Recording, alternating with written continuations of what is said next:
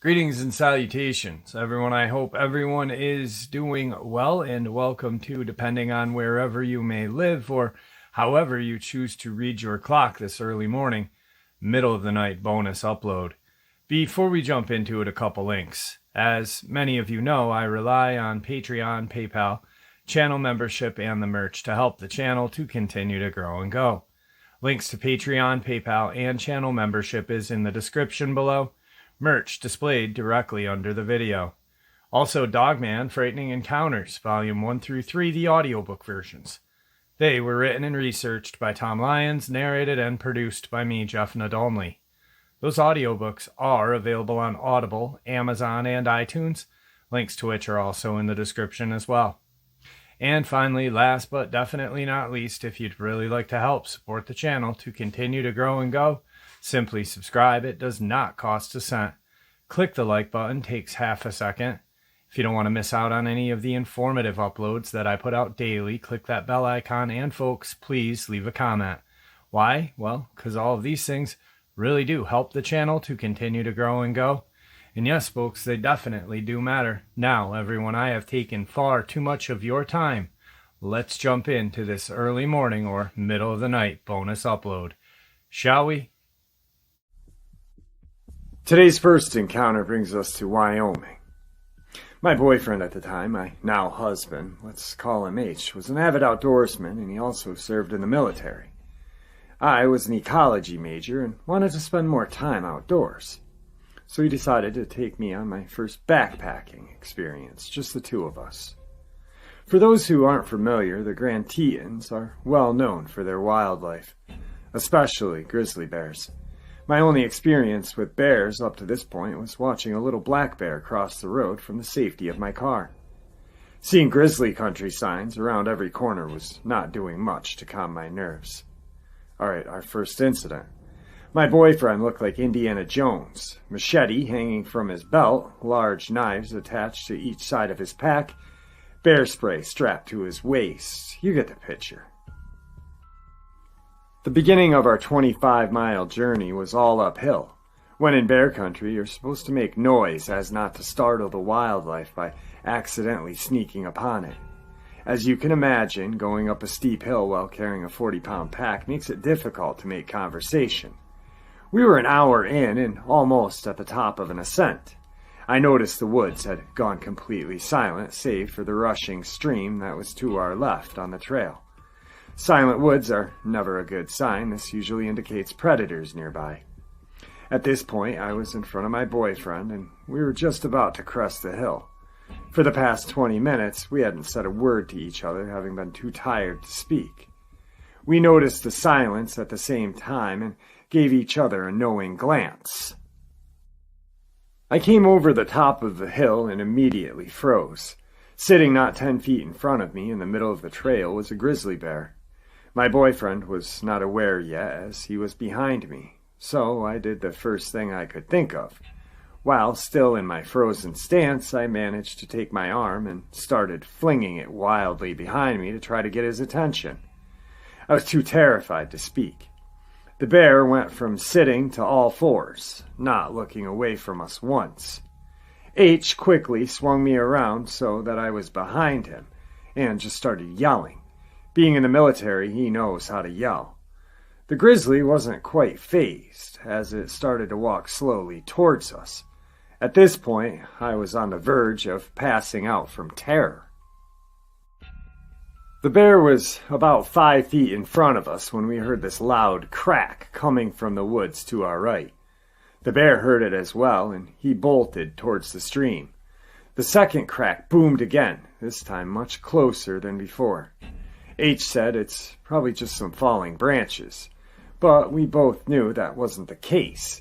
At this point, we were walking quickly up the trail in an attempt to create some distance from the grizzly and those strange noises. I felt the hairs on the back of my neck stand straight up, and at the same moment, H stopped moving in front of me. He turned around and looked at me, and I turned to look behind me. To this day, we are not sure what we saw. Back where we were just standing was a large black-brown mass. It looked to be 3 times bigger than the already large grizzly we had just seen a few moments before. Its back was facing us, and then it stood on its back legs. It looked similar to a bear, but something about its shape was all off. At this point, it was probably stupid to run away, but that's exactly what we did. We were aware of heavy footsteps behind us, but neither of us looked back. The footsteps eventually faded. At this point, I was a mess. H was doing his best to console me. "Honey, this is extremely unusual. The bears usually stay away from humans. We're going to be okay. I'm sure it won't happen again." That was enough to convince me to continue on the backpack trip. About an hour later, though, we reached a clearing where we decided to take a rest and have a snack. About a minute after we had sat down, I noticed the bushes moving in a line towards the clearing, right towards us. Out of the brush comes an adolescent grizzly who looks just as spooked as we were. But he was coming straight for us. H, being a crazy nut that he is, decided to charge back at the bear while screaming, bear spray in hand. That did the trick and the bear ran off. All I could think was just my luck, but that wasn't even close to what happened the second night. The second night. Before we began our backpacking, we had to let the ranger station know which trail and route we planned on to take. With this information, they usually sent a ranger on horseback at some point during the backpack to check on you and make sure everything was okay. There were not many approved trails left for us to choose from, and it was just our luck that they were the most difficult. Apparently, over the 3 days, we were the only ones on those trails. We didn't see a single other hiker once we were on that route. Anyhow, I guess we missed the ranger who came to check on us. We had been following hoof prints the entire second day, and we didn't see any the day before. I had some foot problems, so we spent a valuable daylight trying to adjust my bootlaces socks to compensate for the pain. When we started on the trail again, we made it about an hour or 2 of daylight left, and in the woods it gets dark fast. I was exhausted. It was just now dark out, and H was the only one with a working headlamp, as mine wouldn't turn on for some reason. We needed to find somewhere to set up camp, as we still needed to eat. It was freezing, and the wind was blowing. It was creating a howling sound as it rushed through the trees, which made it difficult to hear H or discern any other sounds coming from the woods. After another hour of hiking through the dark, we found a clearing. Well, it was more like a bowl. It looked to be about 200 meters in diameter, with the sides being 10 meters down from the trail to the bottom of the clearing. This place was strange, and we both felt it, though he didn't tell me how freaked out he was till after we had left. There was no moonlight, so all we had was the illumination from his headlamp, our small camp stove, and the flashlight I had fished from my pack. Half the trees were dead and fallen just in the bowl. The vegetation everywhere else was very dense. To help alleviate my anxiousness, he started playing Ninja Sex Party out on our portable speaker. This didn't help much, it just echoed off the trees, creating a dissonance of sound. He also thought it would ward off any predators nearby. This is when we knew our anxiousness wasn't paranoia. The silence was back. There hadn't been a single bird chirp since we arrived at the clearing. It also may have had to do with the obnoxious music, because the previous experience we decided to turn off the music and head into the tent. Also, it was freezing. As soon as we were situated in our sleeping bags, we heard deep cracks and thuds echoing from beyond the tree line. Falling trees? There had been a lot of wildfires and very little rain this season. Thud! We both froze. That sound was not an echo. It came from inside the clearing, definitely not a falling tree. Thud! It came from right side of our tent. We both stopped breathing. H's hand found mine, and we clung to each other, paralyzed. Something dragged across the outside of our tent, making an indent as it went along. It was thin, almost like a finger. "What is it?" I whispered, shaking. "I don't know. Shouldn't be a person. We're the only ones on this mountainside." I was trying my hardest to stifle the sobs, trying to listen to whatever was outside. I could hear steps, but couldn't decipher what it was. The steps stopped, and then the whole side of the tent was slowly pushed inward. At this point, whatever was outside knew we were inside, so I flashed my flashlight at the side of the tent. What I saw made my blood run cold. It was the shape of a human face pressed into the tent wall. I could make out a nose and an open mouth. Each time they breathed, it made the tent around their mouth billow in and out. H said "fuck that" and pulled the Glock from his sleeping bag, cocked it, and the sound shattered the silence. The face pulled back, and we heard fast footsteps heading towards the edge of the clearing. We didn't leave the tent till the sun came out the next morning. The first thing we noticed was the smell of urine. We came out of the tent and looked around. Whoever it was had peed on our coals, and we had left in the fire, leaving a disgusting stench of evaporated pee. Large footprints surrounded our tent, circling around multiple times. Muddy handprints decorated the outside of our tent as well. Well, we think it was mud at least. The takeaway: wildlife is not the most dangerous thing in the backwoods.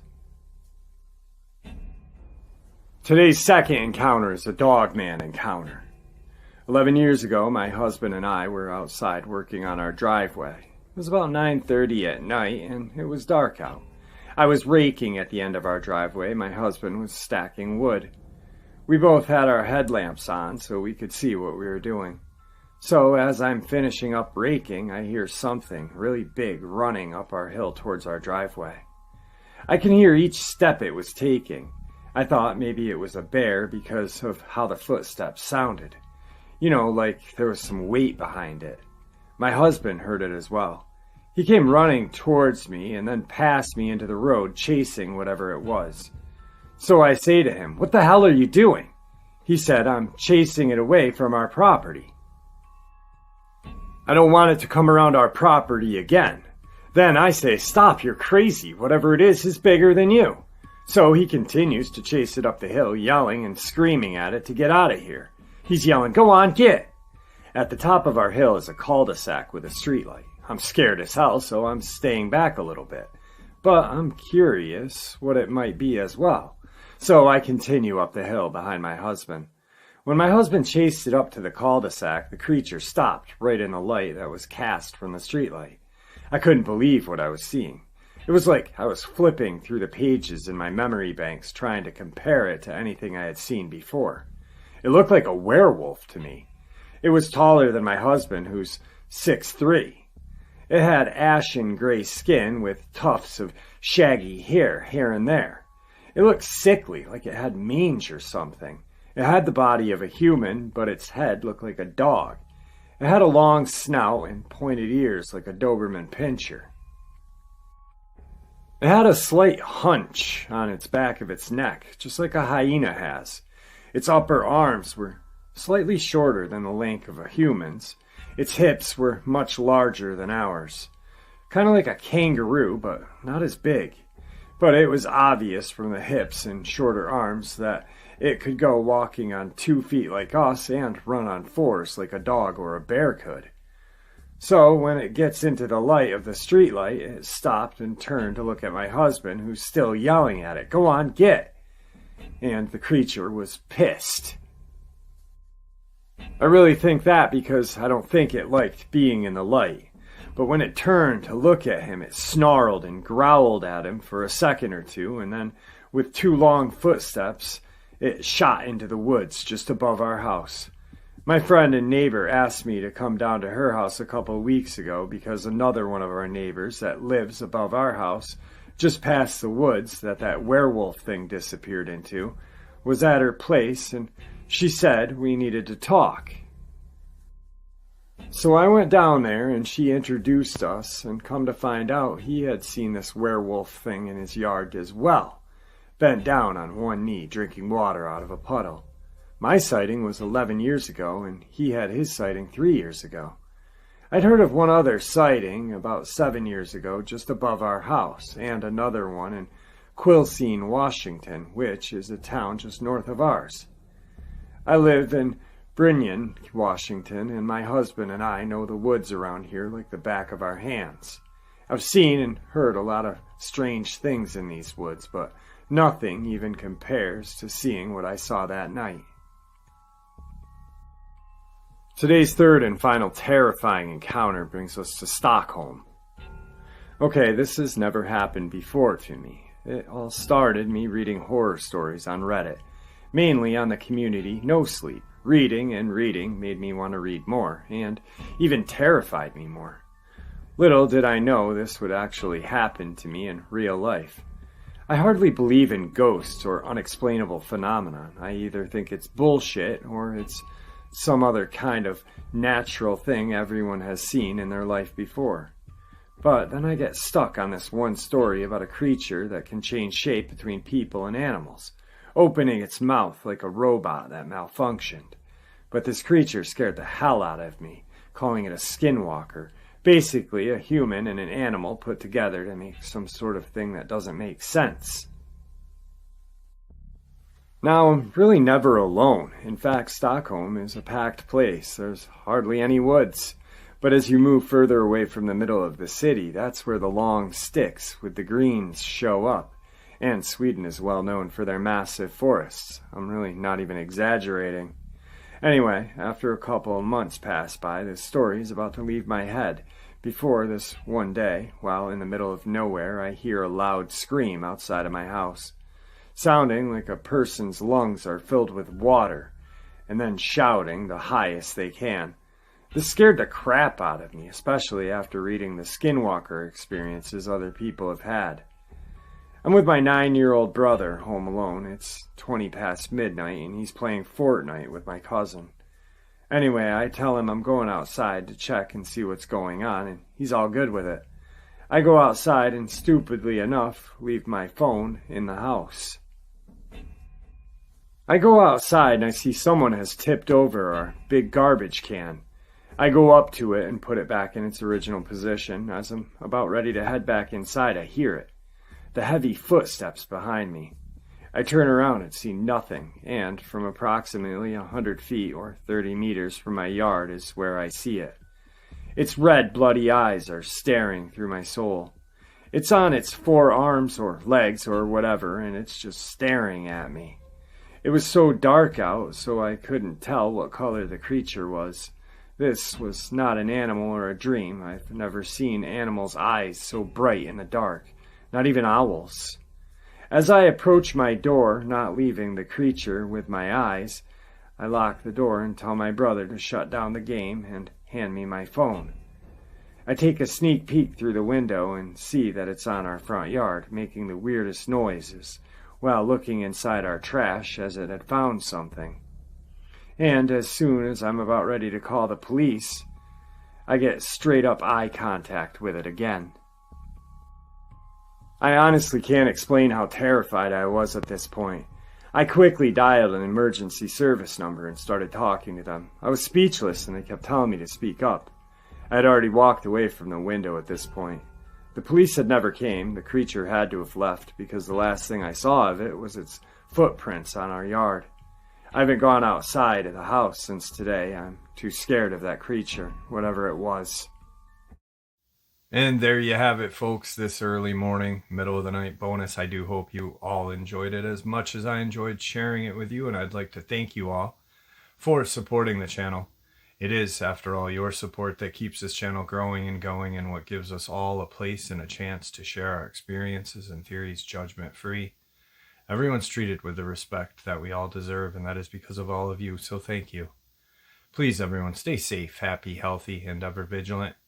Keeping an eye on our children, our pets, family, and friends. These creatures are real. They are out there and dangerous. Share this information with those you love and care about, and it may just help save their lives someday.